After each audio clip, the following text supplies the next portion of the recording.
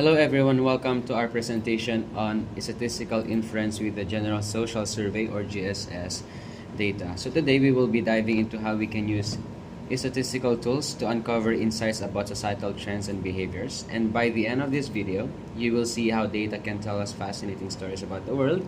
So let's get started.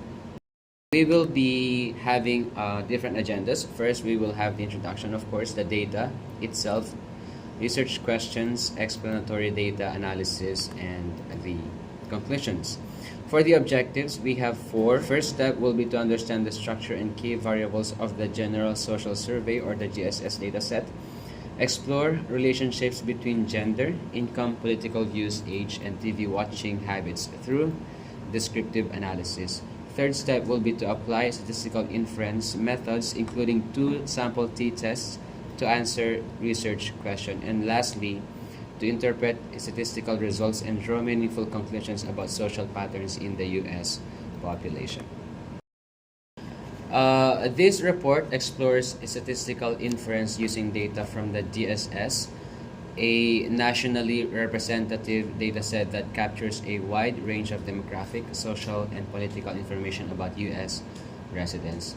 And through exploratory data analysis and hypothesis testing, we investigate relationships between variables such as gender, income, political views, age, and television watching habits.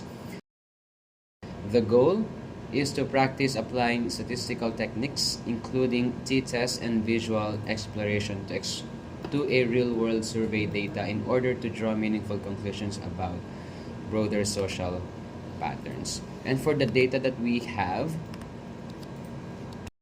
we have the methodology and implications.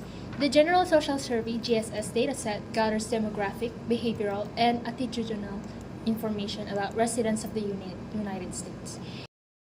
This specific extract has missing values coded as NA, and factor variables created were appropriate for easier analysis. The GSS data is nationally representative and collected using a random sampling strategy. Key variables include age, sex, race, education, income, region, and many social political opinions. Moving on to the research questions. Number 1, we have: is there a significant difference in inflation-adjusted total family income, or CONKIN, between males and females, sex, in the U.S. population? The following question would be: does political poll views associate with family income, CON-INC?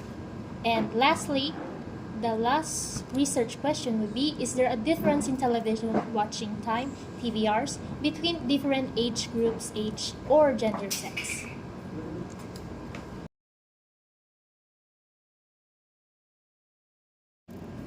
for the fourth part of the presentation, we will now be showing you the explanatory data analysis. First off, we have the first one. So we used the function select, the select function and we chose the specific columns to show the sex, the continuous income, the political views, TV hours, and age. As you can see, we have the data for the sex on the first column, data for the second column, and data for the third, and the TV hours on the last column.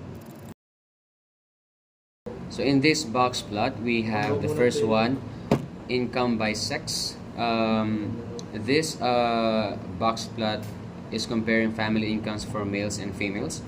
The x-axis shows gender, male and female, and the y-axis shows income in constant dollars, ranging from 0 to about 185,000 US dollars. Each box represents the income distribution for that gender, with males in red and females in blue. Now, inside each box, the thick line is the median income. This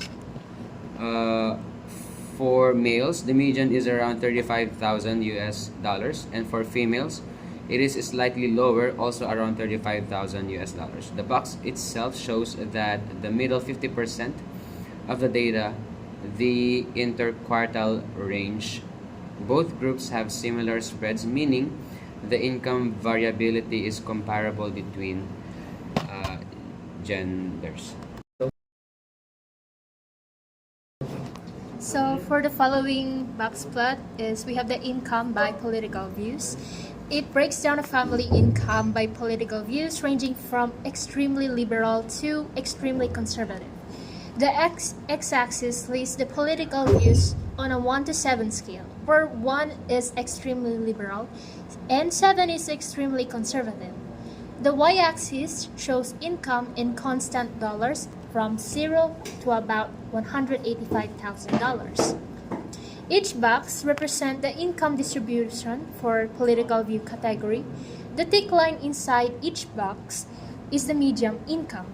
For example, moderates, who are the largest group at 18,494 people, have a median income around $35,000. We see similar medians across most groups, like liberals and conservatives, also around $35,000, showing no huge differences in central tendency.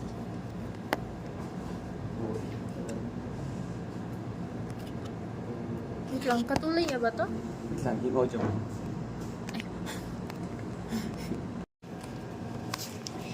The boxes shows the middle 50% of income. The boxes shows the middle 50% of incomes of it for each group, and the whiskers extends to the minimum and maximum values, excluding outliers. The range for all groups is similar, from about 1,383 to 1,386. Those dots above the whiskers are outliers, individuals with unusually high incomes. Interestingly, all groups from extremely liberal to extremely conservative have similar spreads and outliers, suggesting income variability doesn't differ much by political views. So what does this tell us? Family income doesn't seem to vary significantly across political views in this data set. Whether someone is extremely liberal, moderate, or extremely conservative, their median income and income spread are quite similar. This suggests that political ideology isn't a strong predictor of family income here. Now for the next box plot, this is for the genders. This box plot compares TV hours for males in red and females in blue.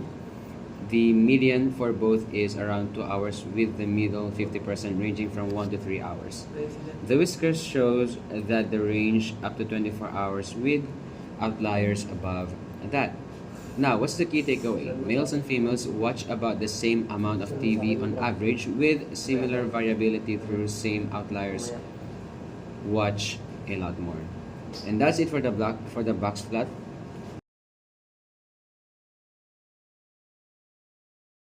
So for the following is the box plot for TVRs versus age. The x-axis is age from 20 to 90, and the y-axis is daily TVRs up to 25. Each dot is a person. The blue line is a smoothed trend, showing that TV watching stays around 2 to 3 hours across all ages, with no clear increases or decrease. The key insight: age doesn't seem to strongly affect TV watching hours. Most people watch a similar amount, though some outliers watch a lot more. And that is for the scatter plot.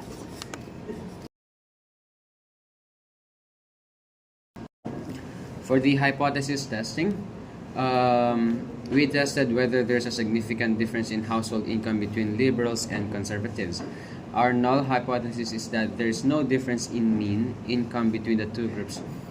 However, using a t-test, we found a p-value of 0.03, which is less than 0.05, so we reject the null hypothesis. This suggests that liberals and conservatives in our samples have different average incomes, which, with conservatives earning slightly more on average. And this finding sparks question: is this due to occupational differences, regional factors? Hypothesis testing helps us make data-driven claims, but we must interpret results cautiously, considering the context and potential confounding variables. Now, For the interpretation,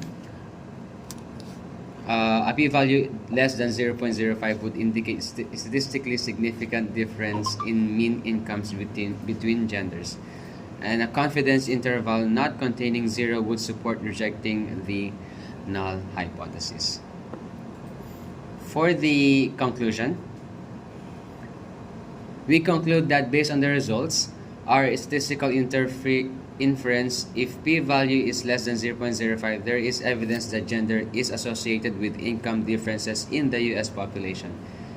However, if p-value is more than or equal to 0.05, there is no sufficient evidence to conclude a gender-based income difference. This finding can inform further research into wage gaps and social policy.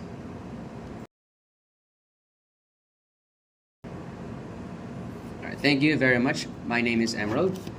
My name is Paula, and this is our presentation. See ya.